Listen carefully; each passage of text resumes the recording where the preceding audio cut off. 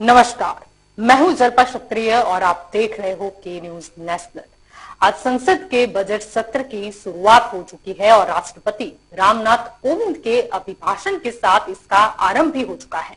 राष्ट्रपति के अभिभाषण के बाद लोकसभा में आर्थिक सर्वे प्रस्तुत हो चुका है। दरअसल आर्थिक सर्वे मौजूदा वित्त वर्ष में सरकार के कामकाज का अर्थव्यवस्था पर क्या असर हुआ है, इसका एक तरह से रिपोर्ट कार्ड होता है और यही हमारा आज का मुद्दा है। और हमारे साथ आज इस मुद्दे पे जुड़ चुके हैं, हमारे साथ भाजपा की ओर से शैलेश परमार जुड़ चुके हैं, चार्टर्ड अकाउंटेंट पल्लवी आचार्य भी हमारे साथ इस चर्चा में जुड़ी है, कांग्रेस की ओर से अमित कोटिकर हमारे साथ जुड़ चुके हैं, आम आदमी पार्टी की ओर से राकेश हिरपरा भी हमारे साथ इस चर्चा में मौजूद है। आप सभी का स्वागत है के न्यूज में। आपसे शुरुआत करना चाहूंगी यहाँ पर शैलेश जी, आज वित्त मंत्री निर्मला सीतारामन ने आर्थिक सर्वे प्रस्तुत किया।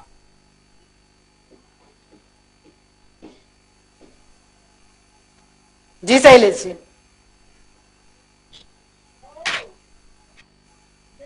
हेलो जी शैलेश जी। मैंने आपनो सवाल संभळायो નથી। जी, आज वित्त मंत्री निर्मला सीतारामन ने आर्थिक सर्वे प्रस्तुत किया, क्या कहना चाहोगे?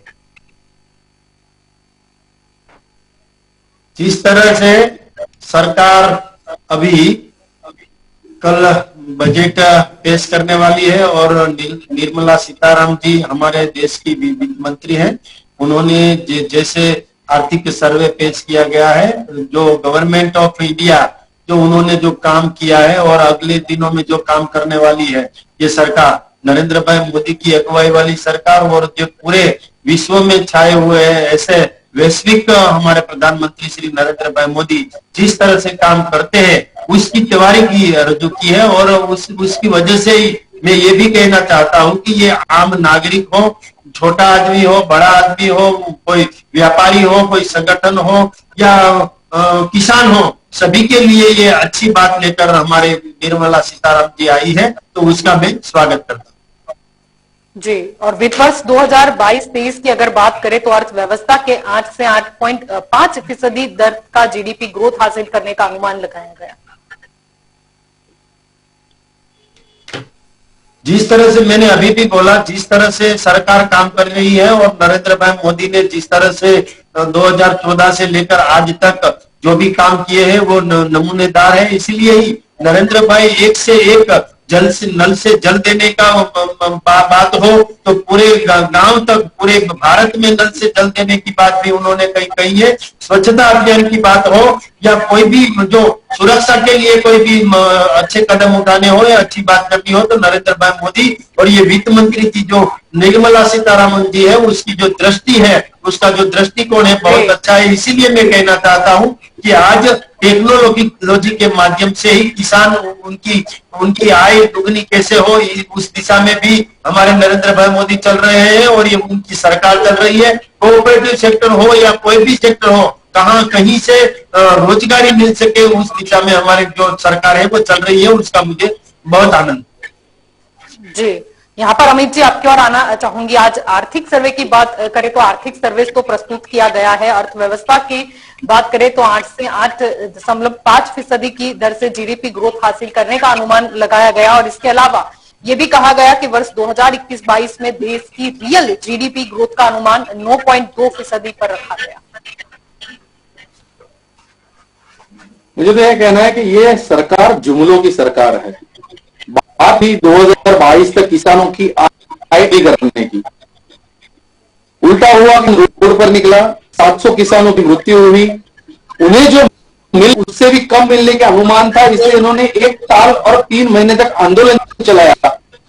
उन्हें कितनी भी गालियां देनी पड़ी, देशद्रोही कहना पड़ा, बाद में आखिर क्या प्रधानमंत्री को मानना पड़ा और प्रधानमंत्री ने माफी मांग को आंदोलन का समापन किया।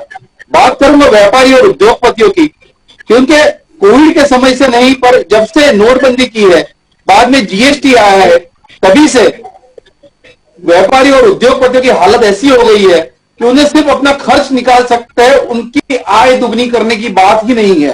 क्योंकि आज देखा जाए तो देश में जो जीएसटी सिस्टम लागू किया गया था 18% जीएसटी, मुझे कोई एक ऐसा दिखा दो, ऐसा कोई एक धंधा दिखा जिसमें आय हो, वो खुद 18% आय नहीं करता व्यापारी और वो खुद सरकार को देता है। यानी ये जो जीडीपी का सिस्टम टोटली ब्लॉक गया है, व्यापारी उससे कितनी कठिनाई है, क्योंकि सरकार बोल रही है आप तुरंत पैसा भर दो, पर व्यापारी अपना मुनाफा छोड़ के अपना पैसा लगा के आज इंडस्ट्रीज में लगाता है तो 3-4 महीने में पेमेंट भर देना पड़ता है। यानी जितना पैसा उसको धंधे में लगाना है उससे ज्यादा उसको सरकार में लगाना पड़ता है। ये सब छोटे छोटे व्यापारियों की बात है, या अदानी अंबानी की बात नहीं हो रही है, क्योंकि अदानी तो शेयर्स में से पैसा इकट्ठा करके देश चला लेंगे, अपना चला लेंगे, और यहाँ 97% जो छोटे व्यापारी है उनका ख्याल सरकार नहीं रख रही है। आपको जीडीपी की बात करूं तो जीडीपी माइनस में भी गया था, और आज बोल रहे हैं कि जीडीपी की हालत ऐसी है कि जीडीपी और अमेरिका में बताने का कि इस परिस्थिति ऐसी है जी साथ कोई समझौता करने को, परंतु उसके घर का राशन मिलना चाहिए, उसको नौकरी मिलनी चाहिए। ये परिस्थिति में वो बहुत ही परेशान है। ये सरकार वो नहीं समझ रही है, सिर्फ गलत आंकड़े रख के उनको सिर्फ कैंडिडेट हो रही है, उसका मैं सख्त शब्द में विरोध करता हूं। जी बिल्कुल, राकेश जी आपकी ओर आना चाहूंगी। आर्थिक सर्वे की आज हम चर्चा कर रहे हैं कि वित्त वर्ष 2021-22 के लिए विकास दर 9.2% रहेगा, जबकि वित्त वर्ष 2022-23 की बात करते हैं तो अर्थव्यवस्था का अनुमान 8 से 8.5% का लगाया गया है। अभी बात यहाँ पे ऐसी है कि खुद की सरकार को खुद रेटिंग देते हैं और खुद ही फिगर मैनेज करने हैं तो कुछ भी हो सकता है। मैं एक सीधा किसान परिवार से आता हूँ, इसलिए सीधा गांव का देहाती गणित है वही आपको बता देता हूँ। आप यहाँ पे जितने भी दर्शक सुन रहे हैं और यहाँ पे पैनलिस्ट में हैं, आप अपने आसपास के कोई भी 20 आदमी उठा लीजिए, कोई भी, वो आपकी चॉइस है, और उनसे पूछ लीजिए कि पिछले 5 साल में या पिछले 2 साल में, पिछले 3 साल में उनकी आर्थिक प्रगति हुई है या नहीं हुई है। ये मेरे लिए जीडीपी है। जीडीपी का ग्रोथ है वो 10 हो जाए 15 हो जाए, लेकिन मेरे आसपास के लोग अगर सुरक्षित नहीं है, वो खुश नहीं है, उनकी आय दिन ब दिन घटती जा रही है, तो उन आंकड़ों का मैं करूंगा क्या। दूसरी बात यह है कि अरुण जेटली जब वित्त मंत्री थे तब वो जब जिंदा थे तब उन्होंने एक ट्वीट किया था, अभी भी ट्वीट वो रिकॉर्ड पर होगा, कि पिछले 2-3 सालों में इस देश में किसान और युवाओं के कोई आंदोलन नहीं हुए, तो देश में सब परिस्थिति अच्छी है। मतलब ये उनका वो था, पैरामीटर था देश की खुशी या देश की जीडीपी नापने का। और हमारे पास तो ऐसे भी मंत्री रहे हैं वो जो फिल्मों की टिकट से जीडीपी का दर तय करते हैं कि फिल्म की टिकट इतनी है, लोग ले पा रहे, इसलिए देश की परिस्थिति अच्छी है। तो आज किसान जब सड़क पर है, आज युवा जब सड़क पर है, तब क्या कहेंगी भाजपा, क्या कहनी है। और दूसरी बात, किसकी आय बढ़ी है ये मैं ये भी बता देता हूँ। 2 दिन पहले ही सर्वे आया था, भाजपा देश की सर्वाधिक धनिक पार्टी है, 4,500 करोड़ से भी ज्यादा उनकी आय बढ़ी है। जय शाह की आय कितनी बढ़ी है, अदानी की आय कितनी बढ़ी है। तो ये जो बजट है, ये जो जितना फायदा हुआ है वो देश के चंद लोगों को जो भाजपा के आसपास घूमते रहते हैं उनका हुआ है। आम आदमी, गरीब आदमी, किसान जो ईमानदारी से मेहनत करके अपना पेट भरता है, वो आज भी दुखी है, आज भी रो रहा है। और जो मैंने सर्वे का तरीका बताया, उन सब से जो मुझे अभी सुन रहे हैं वो सब इस फॉर्मूला को अप्लाई करके सर्वे कर सकता है। थैंक यू जी। प्रकाश जी आपके और यहाँ पर आना चाहूंगी। यहाँ पर कृषि के बारे में भी चर्चा की जा रही है। आर्थिक सर्वेक्षण 2022-23 की अगर हम बात करते हैं तो उसमें कहा गया है कि कोरोना महामारी के संकट काल में कृषि क्षेत्र का योगदान सबसे अहम रहा है। इस साल कृषि क्षेत्र ने मजबूत प्रदर्शन दिया है और इसी आधार पर एग्रीकल्चर सेक्टर में ग्रोथ का अनुमान 3.9% का अनुमान मतलब घोषित किया गया। क्या लगता है? यह जो सरकार है या अनुमान और अनुभव, ये दोनों में डिफरेंस है। जो मेरा अनुभव कहता है वो ऐसा है कि वो जो भी आंकड़े बोलते हैं तो उसका जो अनुमान लगाना और वो वास्तविकता से इम्प्लीमेशन होवे वो बहुत कम समय का। आर्थिक इमरजेंसी से हमारा देश पसार हो रहा है। भले वो कृषि क्षेत्र के लिए बोलते हुए 8.5 जीपी का 8.5 ग्रोथ का जो है जीडीपी का अनुमान रखते हैं, तो ये अनुमान है, इसका कोई कैलकुलेशन नहीं है। यह एक प्रजा ऐसा मानती है कि जो इन्फ्लेशन बढ़ा हुआ है, महंगाई बढ़ी हुई है और छोटा व्यापार है वो खत्म हो रहा है, एमएसएमई इंडस्ट्री खत्म होती जा रही है, उनको लोन नहीं मिल पाती है। और बड़े डिफॉल्टर जो है एनपीए हो गए अकाउंट, उनको फिर से लोन दी जी जा रही है एक दूसरे से। तो ये जो बैंकिंग करप्शन है उसको रोकना जरूरी है, और उसको रोक नहीं पाई है सरकार। और जो छोटे व्यापार उद्योग है उनको लोन नहीं मिल रही है, अगर वो लेने जाते हैं कुछ भी लैंड या कुछ भी, तो बैंक से लोन नहीं पाता है। तो जो कुटीर उद्योग है, कॉटेज इंडस्ट्री है, या छोटे 25-30 लाख में जो व्यापारी या छोटी इंडस्ट्री लगाना चाहता है, उसका भविष्य जो है उज्जवल नहीं है, ऐसा अभी प्रतीत होता है वो अनुभव पे से। तो जो बड़े लोगों का जी विकास, वो विकास नहीं, आर्थिक असमानता का विकास हो रहा है। और आर्थिक सर्वे ये कहता है कि ये आर्थिक असमानता का ही विकास है और कुछ भी नहीं है, जिसमें बीपीएल जो है गरीबों की संख्या वो डे बाय डे बढ़ती जा रही है, जी महंगाई बढ़ती जा रही है। अभी $90 का क्रूड ऑयल का भाव है, वो 70-75 होने का अनुमान करे तो वो 70-75 हो जाएगा, ऐसा अनुमान करना भी गलत है, कि वो अपने कंट्रोल में है ही नहीं। और जीडीपी भी इस तरह से सरकार भले बोलती हो है कि भाई हम बोलेंगे ऐसा होगा, वो पॉसिबल नहीं है, असंभव बात है। यह एक अनुमान ही अनुमान रहेगा, बाकी क्या होता है वो तो जब तक सरकार इकोनॉमी इमरजेंसी से बाहर नहीं निकलेगी तब तक जो बैंकिंग सेक्टर को मजबूत नहीं करेंगे, छोटे व्यापार उद्योग का विकास नहीं होगा। भ्रष्टाचार पे कोई कंट्रोल नहीं है, भ्रष्टाचार बढ़ता जा रहा है। तो ये जो भ्रष्टाचार, जो अमीरों के पास जो काला धन है, उसके लिए सरकार ने कुछ भी नहीं किया है।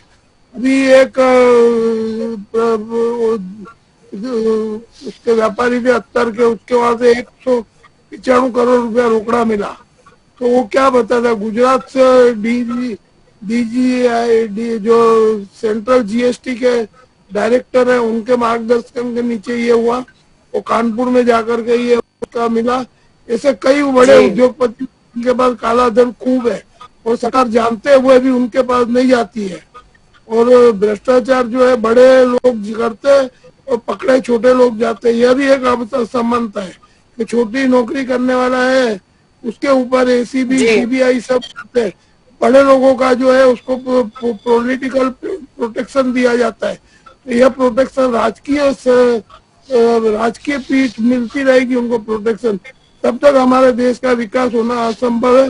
रोजगारी की समस्या है, शिक्षा की समस्या है, युवा धन है वो गुजरात में या और जी जगह पर भी आत्महत्या की तरफ बढ़ रहा है। लोगों को खाने के लिए तकलीफ है। गांवों के अंदर जो गरीब लोग हैं उनके लिए कुछ भी सरकार ने भूतकाल में 2014 से अभी तक कोई प्रावधान नहीं किया कि जिसका हमें परिणाम दिखाई पड़े। परिणाम नेगेटिव आता है, अनुमान पॉजिटिव बताते हैं। यह सरकार का अनुभव रहा हुआ है, वो मैंने आपको बताया जलपा जी। इससे विशेष में और कुछ प्रश्न होगा तो मैं बताऊंगा। जी बिल्कुल, आपकी और पल्लवी जी आना चाहूंगी। सर्वेक्षण रिपोर्ट में कहा गया 2022-23 में चुनौतियों का सामना करने के लिए अर्थव्यवस्था अच्छी तरह से तैयार है, और इसके साथ भी अनुमान लगाया गया, जैसे 2022-23 की अगर हम अर्थव्यवस्था की बात करते हैं तो 8 से 8.5% तक के ग्रोथ का अनुमान लगाया गया। कृषि क्षेत्र की बात करते हैं तो 3.9% का अनुमान लगाया गया।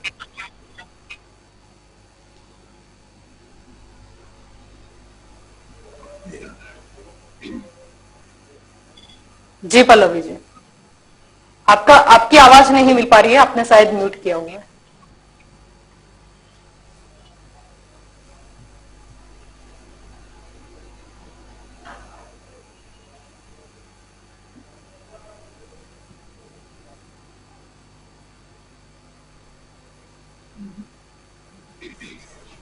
हेलो।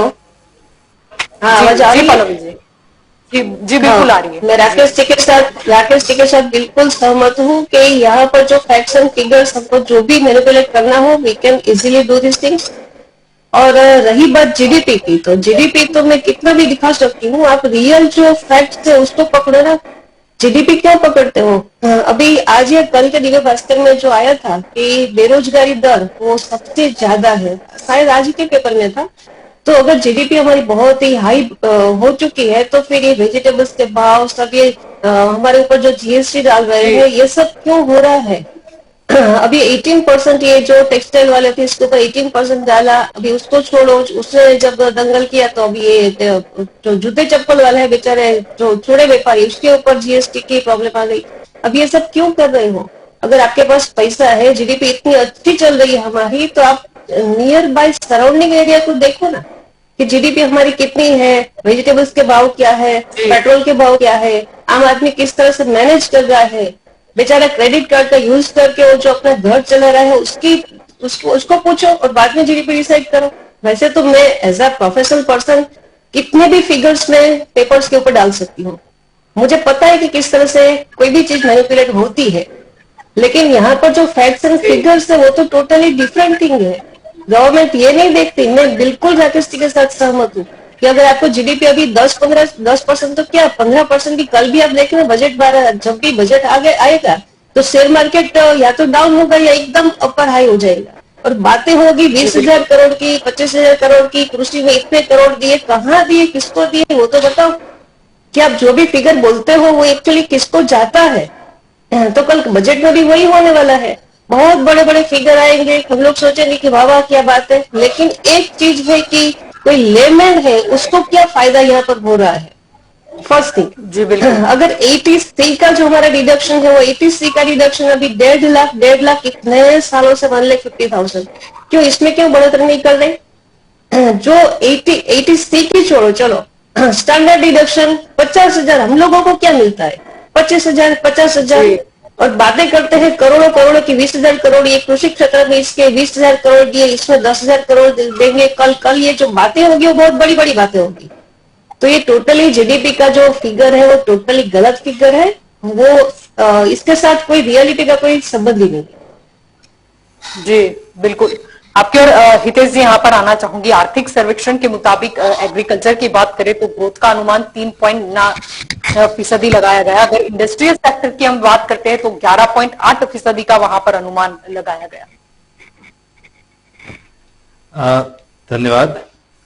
सबसे पहले तो जी मैं गवर्नमेंट ऑफ इंडिया को या जो अभी शासन में चल रही है सरकार, उनको बधाई देना चाहूंगा, क्योंकि पिछले 2 साल से कोविड की सिचुएशन है पूरे देश में, पूरे विश्व में, और इस सिचुएशन में जो मैनेजमेंट पेंडेमिक में हुआ है गवर्नमेंट की ओर से वो सराहनीय है, नंबर 1। नंबर 2, जो इकोनॉमिक सर्वे की बात हम कर रहे हैं तो उसके लिए 2 बातें मैं रखूंगा। पहली तो ये कि गवर्नमेंट ने करीब करीब 40 करोड़ से ज्यादा जनधन अकाउंट्स कोविड से पहले जो खुलवाए बैंक में, उनके बाद में उन अकाउंट्स में किस्तों पे किस्तों रेगुलरली वो डिपॉजिट कर रहे हैं और अलग अलग फॉर्म में वो गांव के लोगों तक पहुंच रही है।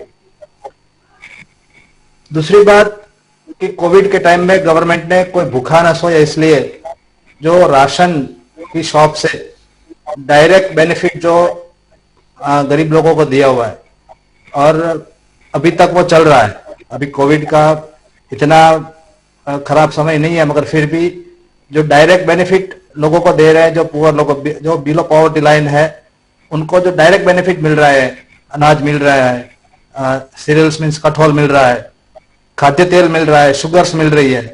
तो अभी आपकी ये जो चर्चा है, दंगल है, उससे पहले मैं दोपहर को नेशनल जो चैनल्स बोलते हैं उसको देख रहा था, तो उनमें भी ऐसा ही कोई डिबेट चल रहा था। उसमें एक एक्सपर्ट है अभय दुबे जी, उन्होंने बोला था कि अभी इतना प्रावधान हो चुका है गवर्नमेंट ऑफ इंडिया की ओर से कि कोई भूखा ना सोए, जिसको ये बेनिफिट मिल रहा है। अगर मेरे को मिल रहा है और मैं उसका मिसयूज कर रहा हूं तो वो मेरी अपनी गलती है। अब आते हैं इकोनॉमिक सर्वे पे। इतनी कठिन परिस्थितियों में भी अलग अलग क्षेत्र से जो रिजल्ट्स मिले हैं हमको, वो बहुत ही पॉजिटिव है। क्योंकि देखिए, बहुत ही स्लो डाउन है मार्केट, बाजार में लोगों की खरीदारी त्योहारों की ये हो रही अभी, क्योंकि सबको अभी ये सिचुएशन जो डेवलप हुई थी पिछले 2 साल में, उससे सभी लोग अपनी हेल्थ के लिए, और हेल्थ का इश्यू हो जाए तो उसके प्रावधान के लिए सेविंग्स की ओर लोग का ध्यान बहुत बड़ा है। मैडम ने जो बोला कि एटीसी, वो उससे मैं भी अग्री करता हूं कि कुछ प्रावधान ऐसे है कि जिसको गवर्नमेंट कुछ सोच सकती है, उसको कुछ बढ़ा सकती है और अपना टैक्स का जो रिजिम है उसमें कुछ सिंप्लिसिटी भी ला सकती है। मगर जी मेरे हिसाब से इकोनॉमिक सर्वे हमें बतौर एक देश की तरह सोचना चाहिए, ना कि हम अपने इंडिविजुअल के तरीके से इसे सोचे। अभी ये 2 साल अभी जितने खराब हुए हैं उसमें गवर्नमेंट ऑफ इंडिया ने हर एक क्षेत्र में बहुत ही पैसा डाला हुआ भी है और उसी पैसे की बदौलत अच्छे अच्छे रोड्स मिल रहे हैं हमको। अब वैक्सीन जो फ्री सब जगह दी हुई है उसका भी टोटल व्हाट्सएप पे अलग अलग ग्रुप्स में घूम ही रहा है।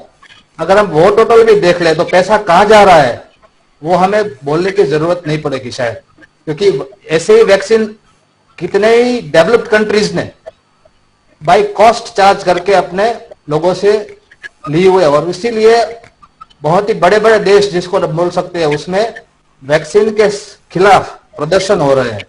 अभी ही कल ही एक देश में ऐसा बहुत ही बड़ा प्रदर्शन हुआ था और कनाडा के प्राइम मिनिस्टर को अपना हाउस छोड़ के और जगह चला जाना पड़ा था। तो ये सब बातें भी हमको ख्याल में रखनी चाहिए कि गवर्नमेंट का काम इंडस्ट्री चलाना नहीं है, उसके लिए व्यवस्था करना है, उसके फैसिलिटेशन का काम करना है, एग्रीकल्चरल रिफॉर्म्स को लाना है, वो भी ला रहे हैं, अलग अलग रूट से वो ला रहे हैं। अभी जो पिछले 50-55 साल में जो हो चुका है जितना डैमेज बैंकिंग सिस्टम की ओर, उसको भी जितना सुधार सके है वो सुधार रहे हैं। और अभी एनपीए अगर क्लेम होता है, एनपीए अगर क्रिएट होता है तो इमीडिएटली वही ब्रांच का मैनेजर, जो नया बैंकिंग रूल्स है उसके हिसाब से वही ब्रांच के मैनेजर को इमीडिएटली उसके लिए जिम्मेदार ठहराया जाता है। तो अभी लायबिलिटी फिक्स हो रही है और जितना 55 साल में नहीं हुआ है उतना तो अभी इतने सालों में नहीं हो सकता है, मगर हम होप रख सकते हैं कि अगर इसी तरह हमारा इंजन चल रहा है तो अगर ऐसे ही चलेगा आगे तो जो ग्रोथ डिजिट फाइनेंस मिनिस्टर ने बताए हुए हैं 22-23 के लिए वो हम हासिल कर सकते हैं। अभी हमारा पड़ोसी चाइना बहुत ही खराब परिस्थिति से गुजर रहा है और उसका ग्रोथ रेट तो बहुत डाउन हो चुका है, मगर फिर भी हम उसके बारे में कोई बात नहीं करेंगे। पाकिस्तान बहुत ही खराब दुर्दशा में है, खाने के भी सांसे हैं लोगों को, रोटी के भाव इतने बढ़ गए हैं, दाल, चीनी, चावल, टमाटर, अभी जो सब्जी की बात हो रही थी, तो वो सब हम कुछ देखते ही नहीं, हमको सिर्फ पेट्रोल ही दिख रहा है कि 100 रुपये हो गया पेट्रोल। तो पेट्रोल तो पिछले भी कई गवर्नमेंट के शासन में पिछले सालों में भी 100 रुपये हो ही चुका है। तो हमें वो सिर्फ नहीं देखना चाहिए कि पेट्रोल का भाव बढ़ गया है। पेट्रोल का भाव बढ़ेगा तो उसकी असर ऑटोमेटिकली दूसरी चीजों पर जाएगी, क्योंकि पेट्रोल फ्यूल है और फ्यूल हर एक इंडस्ट्री चलाने में, ट्रांसपोर्टेशन में लगता है, और उसी हिसाब से और उसका इम्पैक्ट भी आएगा प्राइस में। तो जैसे प्राइस में इम्पैक्ट आया था उसी हिसाब से लोगों की आय भी बढ़ी है पिछले सालों में। तो आय बढ़ी है, मैं गवर्नमेंट एम्प्लॉय हूँ, मेरे को पता है कि मेरा 5 साल पहले कितना सैलरी था और अभी कितना सैलरी है। तो जैसे आय बढ़ेगी तो मेरा ऐसे ही जो चल रहा है काम जी के लिए मैं जी, ज्यादा पैसा। पर प्राइवेट सेक्टर में आपको क्या लगता है आय उतनी बड़ी है? हाँ, प्राइवेट सेक्टर में मिनिमम अगर वेजेस एक्ट की बात करें, क्या मिनिमम वेजेस एक्ट में कुछ सुधारा हुआ है? मिनिमम वेज एक्ट तो जो गवर्नमेंट ने लास्ट अमेंडमेंट किया है 275 वाला, उसके बाद कोई अमेंडमेंट उसमें हुआ नहीं है और अभी उसमें भी अमेंडमेंट की जरूरत है। लेबर रिफॉर्म्स की बात भी आज अगर कोई पढ़ा है 475 पेज का पूरा इकोनॉमिक सर्वे है, तो 475 पेज तो कोई पढ़ नहीं पाएगा पूरे दिन में, क्योंकि सब अपने अपने शेड्यूल में व्यस्त रहते हैं। तो उसमें लेबर रिफॉर्म्स की बात भी कही गई है और उसमें भी गवर्नमेंट ने कुछ जो सुधार है वो करने का प्रयास किया हुआ है। अभी तक के लिए इतना ही। Thank you. जी बिल्कुल, आपकी और यहाँ पर आना चाहूंगी। अमित जी, आप कुछ कहना चाह रहे थे? मुझे पहले तो ये कहना है, सर जी ने बताया कि 55 साल में कुछ नहीं हुआ। नहीं, कुछ नहीं हुआ, नहीं, आपने बोला, आपने ही बोला कुछ नहीं हुआ, आपने ही बोला, उसके काउंटर कर रहा हूँ। कुछ नहीं हुआ, नहीं, जितना हुआ हो रहा है, मैं वही बोल रहा हूँ कि 55 साल नवरत्न कंपनियां दी, आईपीसीएल, ओएनजीसी से लेके हर एक पब्लिक सेक्टर कंपनियां दी, वो आज बेची जा रही है। दूसरी बात, आपने लेबर लॉ बताया, वो 275 नहीं है, 365 है, वो भी गलत है। दूसरी बात, आप गवर्नमेंट एम्प्लॉई है, गवर्नमेंट एम्प्लॉई का रेट, गवर्नमेंट का सैलरी बढ़ता है और private sector government employment raise ही नहीं हो पा रहा है, नौकरियां मिल ही नहीं रही है, तो पब्लिक क्या करेगी? प्राइवेट सेक्टर में जाएगी। प्राइवेट सेक्टर की परिस्थिति ऐसी है कि आज मिनिमम वेज रेट का भी उसको फॉलो नहीं किया जा रहा है, आज शोषण हो रहा है, पर गवर्नमेंट कोई ध्यान दे नहीं रही है। ऐसी है कि आप बहुत अच्छा हुआ है, आपने बोला 40 करोड़ जनधन खाते, 83% आर नॉन परफॉर्मिंग। 3% गवर्नमेंट का एक नोटिफिकेशन है कि 83% नॉन परफॉर्मिंग है वो जनधन खाता, उसे बंद कर दिया गया है। तो आप किस तरह की बात करते हो? आप बोल रहे हो जब बिजली, तो आप बोलते हो गैस, तो गैस 350 रुपए पे स्मृति ईरानी जी रोड पर आके होशा हल्ला करती थी, आज 1000 रुपए गैस होने आया, उसकी बात कोई नहीं। पेट्रोल और डीजल की बात करें कि हर एक चेन सप्लाई में पेट्रोल और डीजल की कीमत गिनी जाती है, कुछ भी आपके वहां, आपके यहाँ अनाज आता है, इसमें पेट्रोल और डीजल चार्ज होता है। यदि देश की परिस्थिति में आज ऐसी बात है कि $30 क्रूड गया था, तभी भी पेट्रोल के प्राइस 75 to 80 थे, आज $90 क्रूड है, तभी 95 है। मैं यही बोलना चाहता हूं कि 2008 में जब क्रूड $142 गया था, तब यूपीए गवर्नमेंट, जब कांग्रेस की गवर्नमेंट थी, तब उसका रेट हाईएस्ट 80 तक गया था। आप बोले 100 के पार बहुत गवर्नमेंट में गया है, ये बात गलत है। यानी आप अर्थशास्त्री की तरह आप बोलिए, आप किसी का बायस होकर आप गवर्नमेंट में जॉब करते तो गवर्नमेंट की तरह से मत बोलिए, मेरा यही कहना है।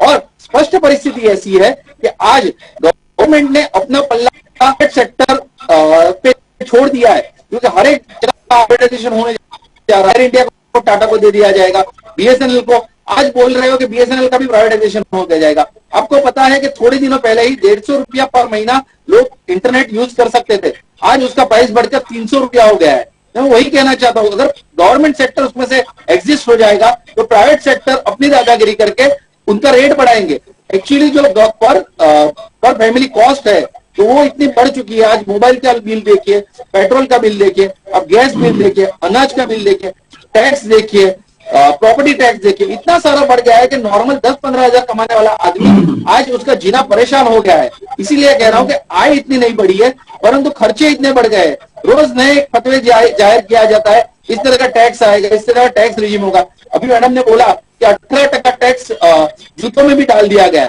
आज मैं बोलना चाहता हूं, 100 रुपए के जूते कोई खरीदने जाता है उस पर भी 18% टैक्स, और 1000 रुपए के जूते खरीदने जाता है उस पर भी 18% टैक्स।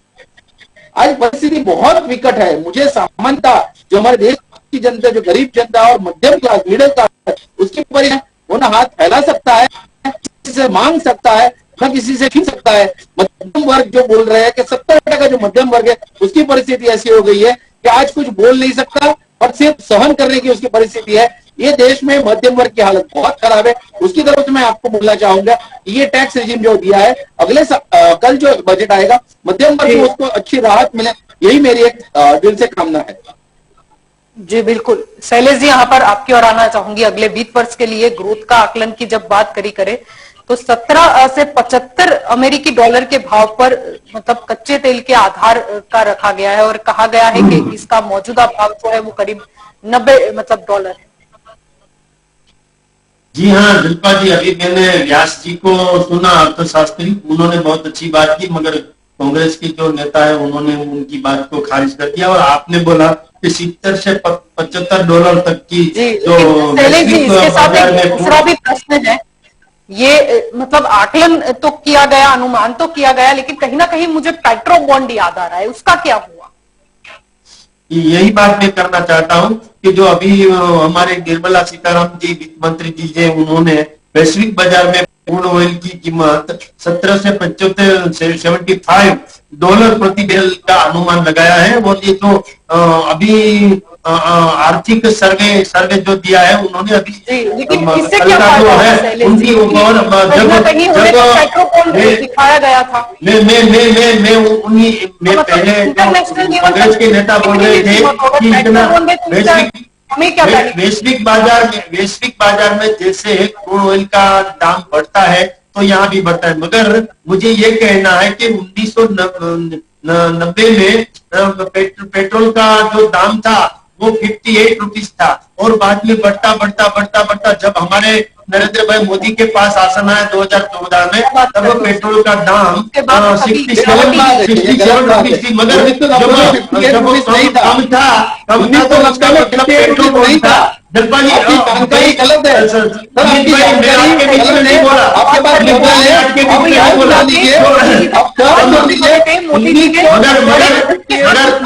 मैं कितना नसीबदार हूँ कि मैं यहाँ पर सत्ता में बैठा और यहाँ पर इंटरनेशनल लेवल के जो प्राइस है वो कम हो गए, ऐसे मोदी जी ने श्रेय लिया था।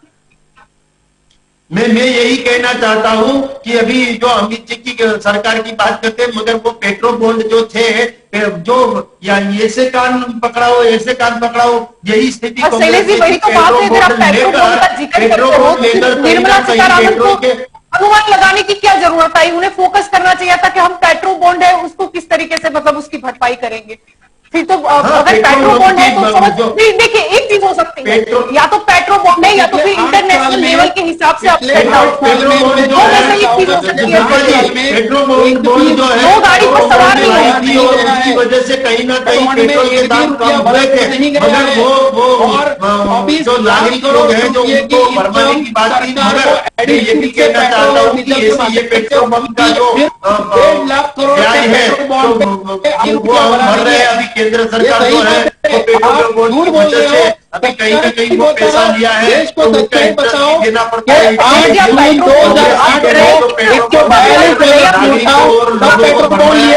सोचना चाहिए। अमित जी आपको अगर कुछ बोलना है आप अपनी फिंगर अप कीजिए, आपकी ओर भी आई। अमित जी हम सुन लेते हैं किस तरह काम करेगा और कैसा होगा। शैलेश जी यहाँ पर आप बात कर रहे हो पेट्रोल बॉन्ड की, कितनी आपको कीमत अदा करनी है, कितनी होगी? पेट्रोल बॉन्ड की कीमत की वजह से पेट्रोल बॉन्ड जो लिया था उसकी वजह से कहीं ना कहीं कांग्रेस के शासन में कहीं ना कहीं आर्टिफिशियल पेट्रोल और डीजल के दाम कम हुए थे। मगर वो पेट्रोल बॉन्ड का जो इंटरेस्ट है वो आज भारत की सरकार नरेंद्र भाई मोदी की सरकार भर रही है और वैश्विक लेवल से जो क्रूड ऑयल का दाम चलो मान लेते हैं आप जो बोल रहे हो शायद ऐसा होगा। शैलेश जी मान लेते हैं ऐसा होगा, लेकिन कितना बताया ये भी कितना आपको दे रहा है? शैलेश जी अमाउंट तो बताइए, वो कम भी रखना है। बस शैलेश जी अमाउंट कितनी होगी? यहाँ पर हम 100 लाख करोड़ रुपए की बात करें वो तो हम गति शक्ति योजना में ऐसे दे देते हैं। जी मैं यही कहना चाहता हूं, अभी मैंने पहले भी बताया कि जैसे ये आर्थिक सर्वे दिया है, आर्थिक सर्वे हमारे वित्त मंत्री जी ने दिया है, तो एग्रीकल्चर सेक्टर का जो ग्रोथ था वो अभी रहने वाला है 3.9%। और जो अभी जो ये ईयर में इंडस्ट्रियल ग्रोथ 11.8% है, वो भी वो है। शैलेश जी क्या हमारा देश कृषि प्रधान नहीं कहलाता? अभी शैलेश जी हमारा देश कृषि प्रधान कहलाता है, वैसे आपको याद दिखाते। हाँ, जो कृषि में भी बता रहे थे कि मतलब कृषि की बात करें तो ग्रोथ कितना रहेगा, अगर औद्योगिक ग्रोथ की बात करते हैं तो आप बता रहे थे हम। अभी हमारी सरकार जो है वो 18% इंटरेस्ट लेती थी कांग्रेस सरकार, और अभी किसानों के जो लोन लेते हैं किसान उसके इंटरेस्ट में 0% कर दिया है, वो भी हमारी सरकार है। और मैं ये भी कहना चाहता हूँ कि जैसे किसान की आय दुगनी हो, जैसे किसान अपने फसल का दाम अच्छी तरह ले सके, 2022 बन चुका है, कानून भी लाए थे। मगर ये जो कांग्रेस वाले और उसके साथी जो कलाकार थे वो सबकी दुकानें बंद होने वाली थी, इसीलिए एक तो स्टेट के लोगों ने आकर ये जो 3 कृषि कायदे जो थे किसानों के हित के जो कायदे थे उसको न लाने दिया, और हमारे प्रधानमंत्री ने वो कायदा जो 3 कृषि कानून थे वो वापस लेने की नौबत भी आई। ये भी हम सब जानते हैं कौन किसानों के लिए काम करता है, कौन व्यापारियों के लिए काम करता है, कौन इंडस्ट्रीज और कौन एमएसपी के लिए काम करता है, वो सबको मालूम है, और कौन इंडस्ट्रीज के लिए काम करता है वो सबको मालूम है। और ये जो सरकार है, केंद्र की सरकार है, वो पूरे देश के नागरिकों को कैसे अच्छे पर आरबीआई की अगर बात करें तो उसके कुछ भूतपूर्व गवर्नर बता रहे थे कि हमारी जो इकोनॉमी है वो के शेप की है, यानी कि यहाँ पर अमीर जो है वो ज्यादा अमीर है, गरीब जो है वो ज्यादा गरीब है। यानी ग्रोथ हुआ है कोरोना काल में, लेकिन कुछ अमीर वर्ग का, नहीं के गरीबों का। और आपने जो राशन बांटा वही बताता है कि गरीबों की संख्या कितनी अधिक बड़ी है। जी शैलेश। मैं यही कहना चाहता हूं कि अभी जो आतंकवादी प्रवृत्तियां हमारे देश में चल रही है और सुरक्षा के मामले में डिफेंस में भी हमने हमारे बजट का जो, यानी हम डिफेंस के बजट में बढ़ोतरी करेंगे, बहुत अच्छी बात। हाँ, जो भी करना है वो अच्छी तरह गुजरात और पूरे देश को और पूरे राज्य को और पूरे देश को कैसे सुरक्षा प्रदान कर सके, यही दिशा में भी चलेंगे। और दूसरा जो ये कोविड-19 का सब्जेक्ट था पिछले साल और उनके अगले साल, तो उनमें भी हेल्थ के सेक्टर में भी बहुत अच्छी तरह हमारी सरकार ने काम किया है। और उसकी जो बजट पिछले साल का बजट था वो हेल्थ सेक्टर की बात करें तो वर्ल्ड में हमारा अंक बहुत पीछे आता है। मतलब अगर हम कंपैरिजन करें कि अदर जो कंट्री है वो कितनी अपना जो बजट है उसका हिस्सा देती है हेल्थ सेक्टर को, अगर उसका अंक भी देखें तो हम काफी पीछे। उम्मीद रखते हैं कि हेल्थ सेक्टर में अगर हमें सबक मिला हो कोरोना काल से कि हमारी मतलब जो सुविधा है आरोग्य की वो कितनी अपडेट होनी चाहिए, तो इस हिसाब से बजट भी अपडेट होना चाहिए। जी अमित जी, आप काफी देर से कुछ बोलना चाह रहे हैं। मैं वही उसको एक्सटेंड आऊंगा कि देश की इसलिए हमको हेल्थ सेक्टर में इन्वेस्टमेंट करने की जरूरत है। आपने कोविड में देखा कि नहीं मिला, दवाइयां नहीं मिली, वो परिस्थिति देश गुजर चुका है। दूसरी बात के सेक्टर में भी बहुत रिफॉर्म करने की जरूरत है। एजुकेशन सेक्टर में भी आपने इस तरह प्राइवेट प्लेयर्स को दे दिया है।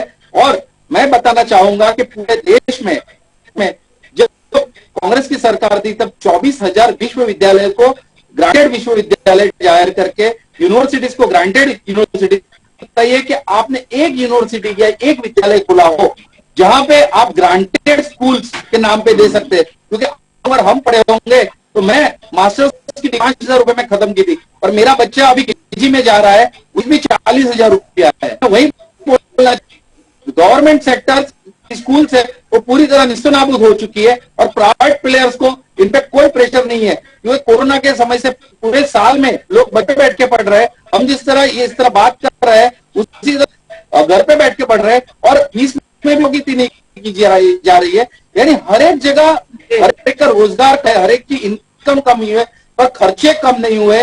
ये बजट नहीं हो, बजट ये हो कि आपका जो खर्च उसे सरकार किस तरह बैलेंस करे, वो एक बजट हो सकता है। उसे मैं बजट मानूंगा। ऐसा नहीं कि आपने बोल दिया कि 20 करोड़ 50,000 करोड़ इधर दिया, वो बजट नहीं होता है। आप नॉर्मल पब्लिक का महंगाई किस तरह दूर कर सकते हो, नॉर्मल पब्लिक को रोजगार सकते हो, अच्छा जिस तरह दे सकते हो, अच्छा हेल्थ सिस्टम किस तरह दे, ये बेसिक फैसिलिटी है। पेट्रोल की बात करना चाहूंगा, डीजल की बात करना चाहूंगा, गैस की बात को जो चाहिए वो आप बजट में दो। और जो अमीर आदमी कांग्रेस का बजट आता था हमेशा एसी है, कार है, उसमें हम टैक्स ज्यादा डालते थे। और छोटे जो लोग हैं, मध्य लोग हैं जो यूज करते हैं उस पर टैक्स हम कम डालते थे। ये मुझे ऐसा लग रहा है। जी पल्लवी जी, आप कुछ कहना चाह रही थी। मैं तो ये बोलना चाहती हूँ कि अभी जो शैलेश जी ने बताया एग्रीकल्चर रिलेटेड, सी मैं तो कोई किसी भी पार्टी की नहीं हूँ। I am not a BJP, not a Congress, not आप में किसी की भी पार्टी का, आई एम अ लेमैन।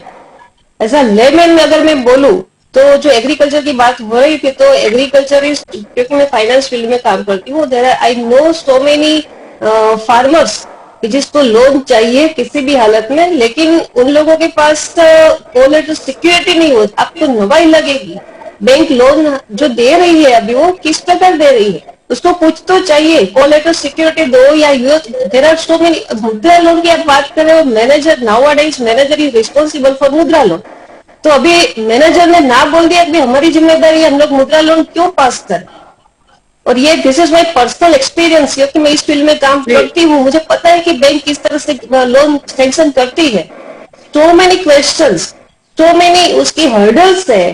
तो ये जो भी बेनिफिट है, आप ऐसा मत सोचो कि भाई चलो कोई किसी भी फार्मर के अकाउंट में पैसे चले गए होंगे। ये जो जनधन में बोल रहे हैं 500 रुपए पर मंथ आता है, 500 रुपए पर मंथ उन लोगों ने जनधन अकाउंट में दिया है। अभी आज ही कि मैं ब्रिंजल की भाव आपकी प्राइस बोलूं, ब्रिंजल यानी बैंगन की प्राइस बोलूं तो 30 रुपीज 250 रुपीज आज की प्राइस है। Today I purchase the brinjal जिसकी प्राइस है 30 रुपीज पर 250 ग्राम। अभी आप एक चीज सोचो, गैस की भाव हो गई है 1000 रुपया, तो अभी एक चीज सोचो कि जो भी जिसकी भी इनकम बढ़ी है वो गवर्नमेंट सेक्टर में gratuity, there are so many benefit, लेकिन जो प्राइवेट सेक्टर है जिसकी सैलरी होती है 20,000 25,000, आज के जमाने में 5 आदमी 4 आदमी के घर चलाने के लिए मिनिमम दे नीड 30,000, और 30,000 के ऊपर पूरे जमाने भर के टैक्स है। और जो बड़े बड़े आदमी हैं जिसके पास उसके इतने सारे इनकम टैक्स के लूपहोल्स का वो लोग फायदा उठा रहे हैं, हम लोग कुछ नहीं कर सकते, क्योंकि हमारे लिए जो भी हमारी इनकम है वो ऑन पेपर आती है सब, यानी चेक आता है या तो डायरेक्ट अकाउंट में आता है तो टीडीएस कट जाता है। आप एक चीज लेमन के हिसाब से सोचो ना कि हम लोग अभी किस तरह से सर्वाइव हो सकते हैं। कल जो बजट आएगा वो पूरा का पूरा बेनिफिट सब जो अपर क्लास लेवल है उसके लिए होगा, ना ही कोई मिडिल क्लास के लिए। जिसकी इनकम है 25,000 20,000 30,000, उसके लिए एक भी रुपये का फायदा कल नहीं होने वाला। जी जी राकेश जी, आप कुछ कह रहे थे।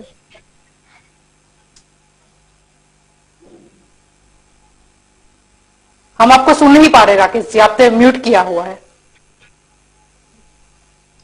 सॉरी, एक्चुअली पल्लवी जी ने जो कहा उसके ऊपर एक बात कह सकते हैं बैंकों के विषय में, कि आजकल परिस्थिति ऐसी है कि एक साधारण मध्यम वर्गीय आदमी को अगर लोन चाहिए तो उसको पहले यह साबित करना पड़ता है कि आपको लोन की जरूरत नहीं है, जरूरतमंद को यह साबित करना पड़ता है कि आपको जरूरत नहीं है, तब लोन मिलती है।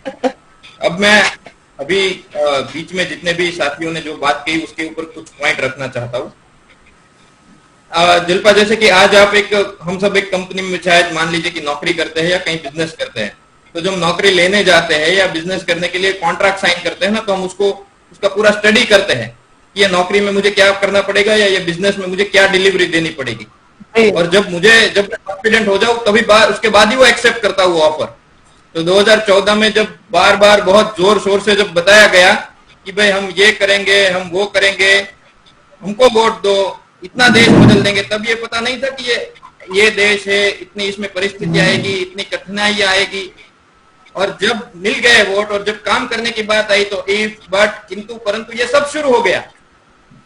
दूसरी बात यह है कि जब हम डिलीवरी देनी पड़ती है, जैसे कि हम जॉब करते हैं तो हमें बताना पड़ता है कि हमने आज में ये काम किया, जब हम बिजनेस करते हैं तो हमें सामने सर्विस देनी पड़ती है। अब बताया है कि 475 पेजेस का रिपोर्ट है, उस रिपोर्ट का क्या करेंगे।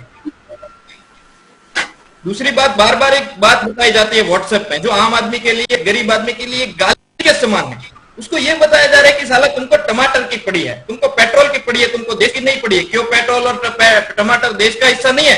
उस आदमी से, उस इंसान से उसकी पीड़ा पूछे जो शाम को भूखा सोता है। उसके लिए टमाटर ही सब कुछ है, उसके लिए उसका पेट्रोल ही सब कुछ है, क्योंकि पेट्रोल महंगा होता है तो उसका दूध महंगा होता है, उसके बच्चों की फीस महंगी होती है। और जब सर्विस की बात आती है, डिलीवरी की बात आती है, तो पाकिस्तान से कंपेयर करने के लिए भेज देते कि पाकिस्तान क्या। भाई हम क्यों पाकिस्तान का देखें? एक तो सपने तो अमेरिका के दिखाए जाते हैं, तो हम करेंगे कंपेयर अमेरिका से, क्यों नहीं करेंगे?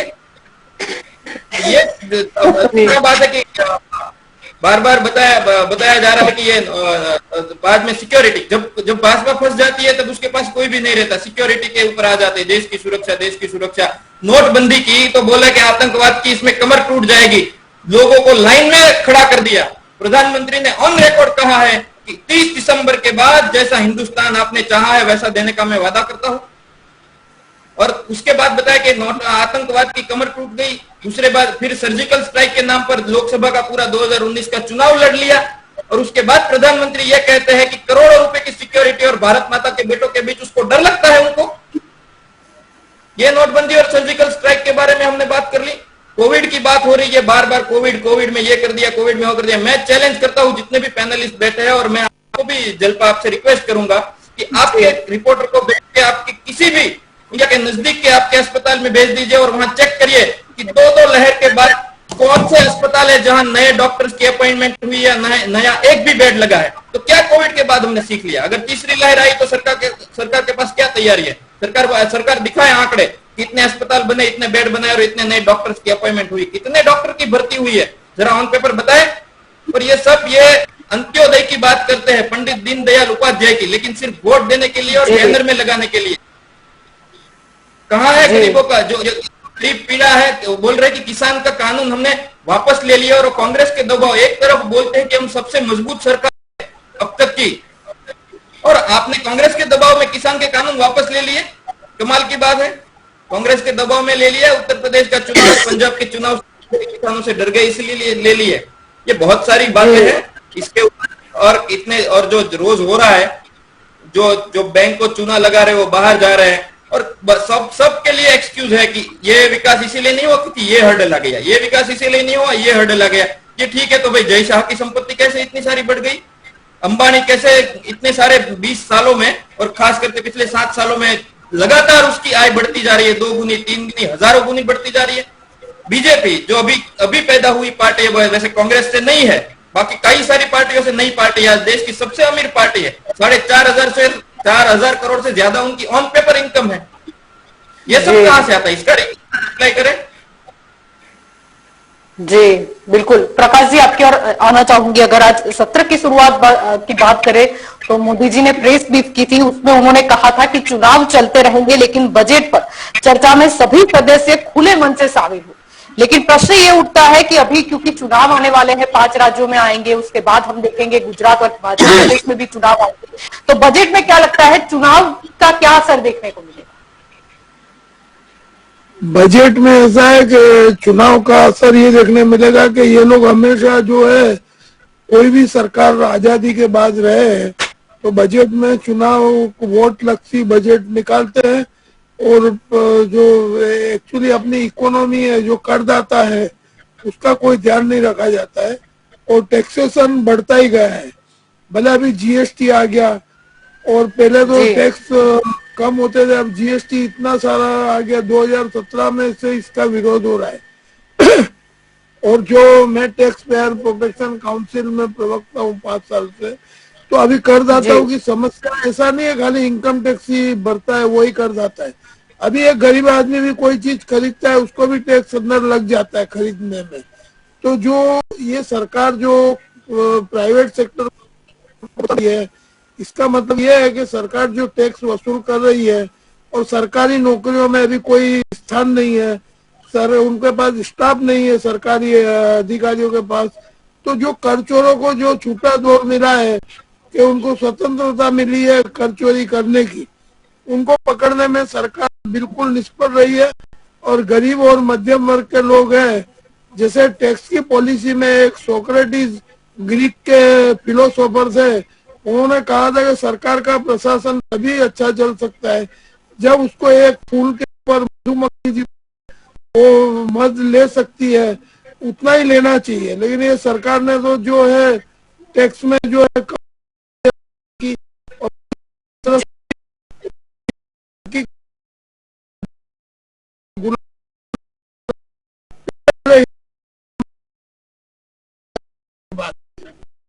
जो इंदिरा गांधी ने राष्ट्रीयकरण किया बैंकों का, उसके बाद जो 80 बैंकें गुजरात में बंद हुई 2002 से 2005 के बीच में, ये बीजेपी का शासन गुजरात में था, और कोऑपरेटिव बैंकों में सबको 1 लाख से ज्यादा किसी को नहीं मिला पैसा, और उसकी 10 लाख डिपॉजिट थी तो भी 1 लाख दिया गया। और आगे हमने पिटीशन करी तो उसमें निर्मला सीतारामन जी ने जो है वो 1 लाख का 5 लाख किया। वो भी कहाँ पर राष्ट्रीयकृत बैंक उड़ जाती है, मैं सीनियर सिटीजन हूँ, मेरा 20 लाख पड़ा है, बैंक उड़ जाती है, मेरा 5 लाख ही मिलेगा। ये प्रशासन जो है ये चल ही नहीं सकता है। और इसमें आर्थिक बदलाव जो सरकार की जो बोलते हमारा विकास है, वो हम लोगों का विकास होता जा रहा है।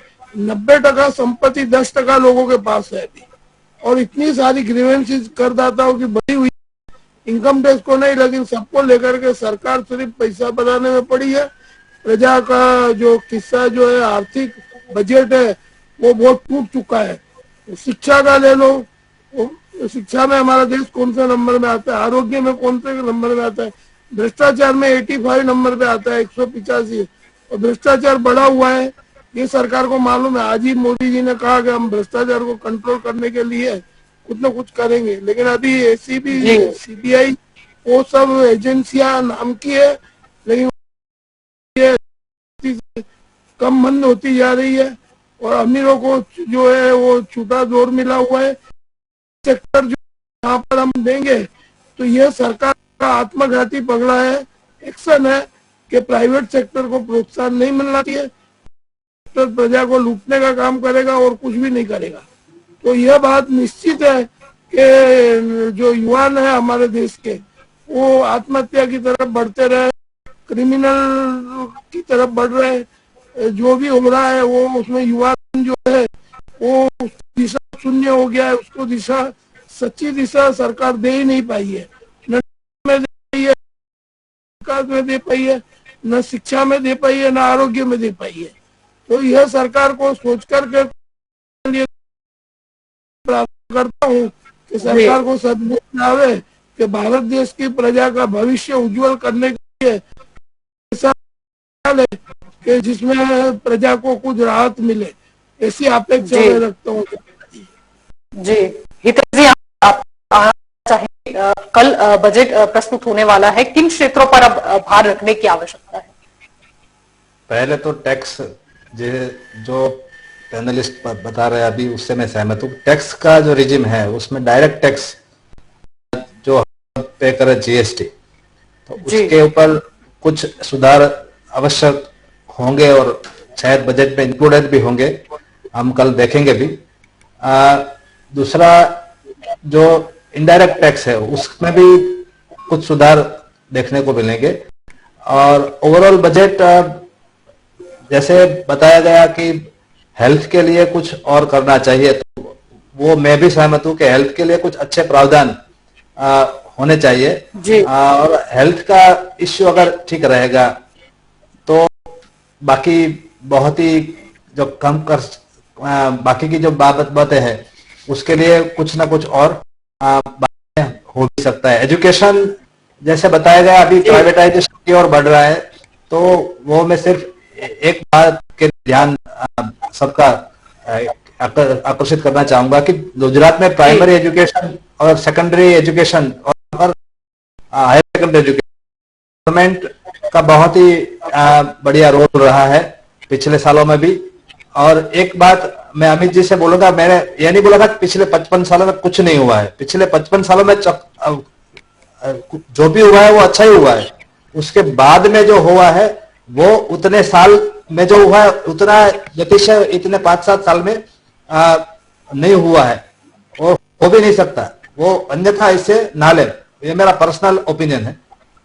जी एक और बात, बजट में बहुत लोगों की, मैडम ने बोला गैसेस के भाव बढ़ गए हैं, पेट्रोल डीजल वगैरह, वो तो जैसे अभी पेट्रोल बॉन्ड की बात भी हुई है, तो जैसे गवर्नमेंट की फिजिकल डेट है वो कितनी रहेगी, मैडम तो सीए उनको ज्यादा पता रहता है इसका, तो वो फिजिकल डेट कितना रहेगा उसके हिसाब से क्या क्या हो सकेगा ये तय हो सकेगा, मोस्टली तय हो चुका होगा।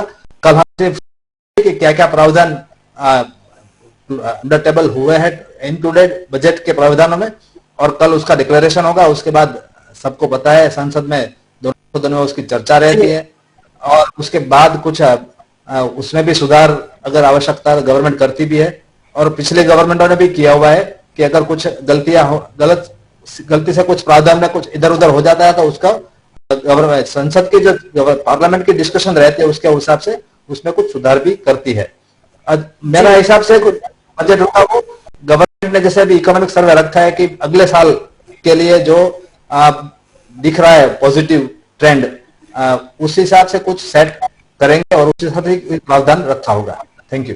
जी बिल्कुल, शैलेश जी आपकी ओर आना चाहूंगी, आखिरी सवाल आपसे ही रहेगा। आर्थिक सर्वे के मुताबिक अगर वित्त वर्ष 2025 की बात करें तो तब तक जो $5 ट्रिलियन की अर्थव्यवस्था बनाने का जो हमारा सपना है, यानी कि $5 ट्रिलियन यानी कि 373.43 लाख करोड़ रुपए की बात हो जाती है। और अगर हम उन्होंने ये भी चीज पर गौर किया कि इस अवधि में अगर इंफ्रास्ट्रक्चर पर 1.4 लाख करोड़ डॉलर खर्च करने होंगे, अगर हमें 5 ट्रिलियन 2025 तक पहुंचना है, तो अब कहीं ना कहीं यहाँ पर अगर हम बात करते हैं 1.4 लाख करोड़ डॉलर की, तो करीबन हो जाते 104.56 लाख करोड़ रुपए।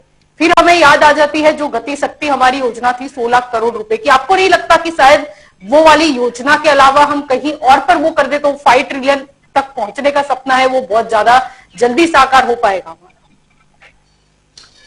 जलपा जी, मैं आपकी बात से पूर्णतः सहमत हूँ। जिस तरह की आपने बात की, मगर मैं ये भी कहना चाहता हूँ कि नल से जल जो योजना थी उसमें 2,87,000 करोड़ रुपए का प्रावधान था। वो नल से जल की योजना भी पूरी तरह से की गई है। स्वच्छ भारत अभियान उसके जो प्रावधान था 1,41,06,78 करोड़ का प्रावधान था, वो प्रावधान भी पूरा हो गया है। कि कहना का मतलब जो है, जो हमारी सरकार नरेंद्र भाई मोदी की अगुवाई वाली सरकार है, वो कहती है वो करती है। या एजुकेशन सेक्टर हो, हेल्थ सेक्टर हो, इंडस्ट्रियल सेक्टर हो, कोऑपरेटिव सेक्टर हो, या किसानों की आय दुगनी करने की बात हो, सभी में। और मैं ये भी कहना चाहता हूँ कि ये नरेंद्र भाई की सरकार जो है वो जो ये सरकार है कि उन्होंने महिलाओं को मुफ्त गैस के कनेक्शन भी दिए थे, और हेल्थ सेक्टर में जो कोविड-19 का जो वैक्सीन यही सरकार थी। और अगले टाइम में जो कल बजट पेश होगा वो भी मध्यम वर्ग के लिए भी अच्छा होगा, महिलाओं के लिए भी अच्छा होगा, एजुकेशन के लिए भी अच्छा होगा, टैक्स में कुछ राहत मिल सकती है वैसे पहले के लिए भी अच्छा। अगर हम सभी की बात करते हैं तो सभी को लागू होगा। टैक्स स्लैब में क्या कुछ देखने को मिल सकता है? टैक्स पेयर जो है उनको जो जिस राज्य और जिस देश का डेवलपमेंट होता है वहाँ टैक्स का बढ़ावा तो हो ही जाता है। मगर यहाँ पर मैं जीएसटी की बात नहीं कर रही, इनकम टैक्स की बात कर रही हूँ। शैलेश जी, मैं यहाँ पर जीएसटी वो सेंट्रल और स्टेट वाले कंफ्यूजन की बात नहीं कर रही हूँ, मैं यहाँ पर बात कर रही हूँ वो इनकम टैक्स की कर रही हूँ, टैक्स स्लैब की, कि इतनी से इतनी आय होगी तो कितना परसेंटेज हमें देना है, मैं उसकी बात कर रही हूँ। कुछ भी फर्क नहीं पड़ने वाला, क्योंकि इलेक्शन आ रही है। वो लोग डीटी में डायरेक्ट टैक्स में कुछ भी फर्क नहीं करने वाला, क्योंकि वरना इलेक्शन में प्रॉब्लम हो जाएगी उन लोगों को। जी, शायद डिस्कनेक्ट हो चुके हैं, कोई बात नहीं। शैलेश जी, आपका भी बहुत बहुत शुक्रिया, आप जुड़े मेरे साथ, और बाकी सभी भी जो हमारे साथ जुड़े इस चर्चा में, इसलिए आप सभी का शुक्रिया।